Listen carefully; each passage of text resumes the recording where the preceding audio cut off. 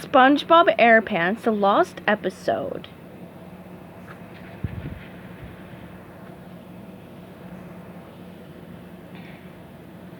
Chapter 2. SpongeBob dressed himself in an old-fashioned aviator's outfit and set to work.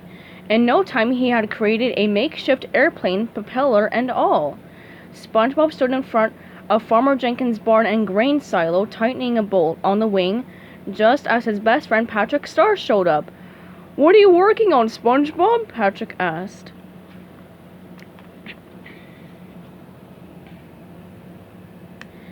"This, Patrick, is a flying machine," said SpongeBob proudly. Patrick laughed out loud. "What's so funny, Patrick?" SpongeBob wanted to know. Patrick looked at his friend. "Everyone knows that if you were meant to fly, you'd have a propeller on your head or a jet engine on your back." SpongeBob thought for a moment. Where had he heard that before, he wondered. "Well, here I go, Patrick," he said, running to the front of the plane. "I'm off to fly with the jellyfish." "Ignition, check," SpongeBob cried, twisting the propeller. "Landing gear, check," he shouted, kicking the tires. "Complimentary peanuts, check-a-roo," he cried, waving a foil-wrapped packet in the air. SpongeBob put on his aviator goggles and hopped into the cockpit. "Ready for takeoff! 3, 2, 1! Clunk!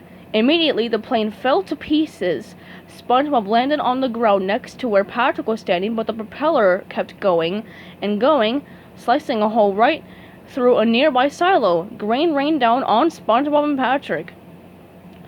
"You cut a hole in Farmer Jenkins' grain silo!" said Patrick through a mouthful of grain. "Don't remind me," mumbled SpongeBob. Farmer Jenkins heard the commotion and stormed over to the heap of spilled grain.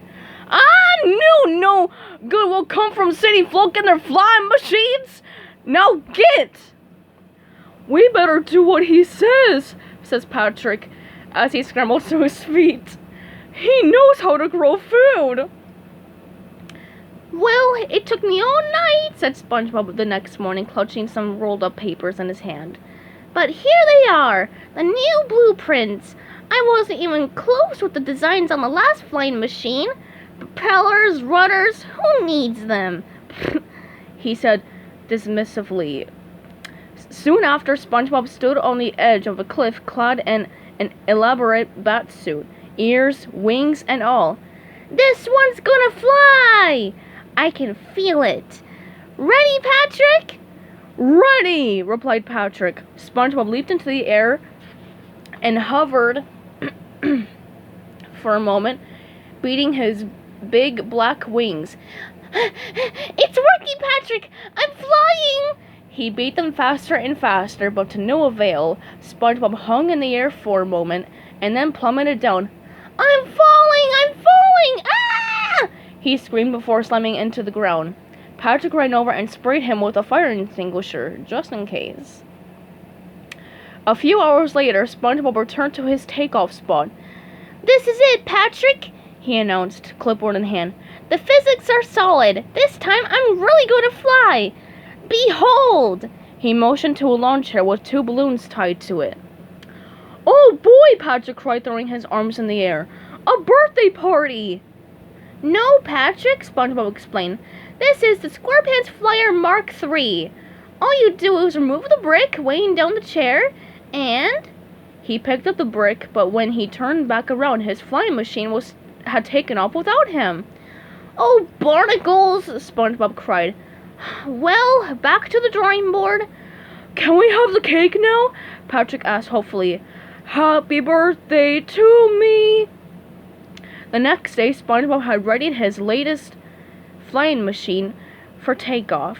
"Patrick, get ready to say Eureka!" said SpongeBob. A rope was tied around his middle, and he was attached to a big red kite. The kite was attached to Patrick's pink tricycle below. "Okay," said Patrick. "Ready when you are." "Ready!" yelled SpongeBob. Patrick started paddling as hard as he could. He rowed faster and faster until SpongeBob slowly rose straight into the air. It's working! I'm flying! Cried SpongeBob gleefully. SpongeBob soared above 3 fish standing by the side of the road. Hey, look at that guy tied to a kite! One of the fish cried, pointing at SpongeBob. The other 2 looked puzzled. Why is he doing that? Shouted the second fish. Oh my goodness! Cried the third fish. But he doesn't have a propeller on his head!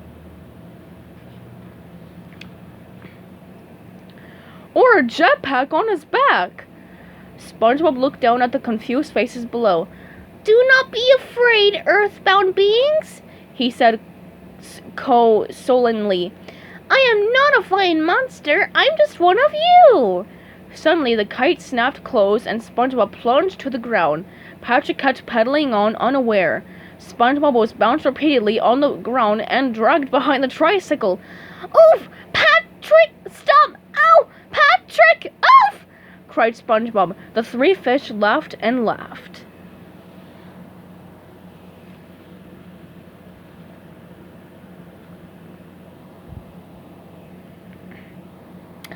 Stay tuned for Chapter 3 coming up soon.